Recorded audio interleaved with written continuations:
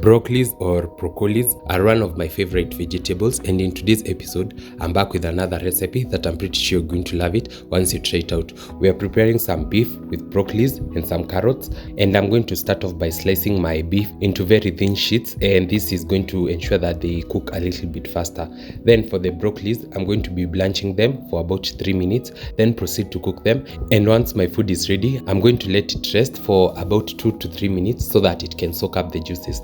That's why I really love them. They soak up the juices, and once you bite into them, they are very juicy and very crunchy and very delicious. So this is such an easy recipe that you can definitely try.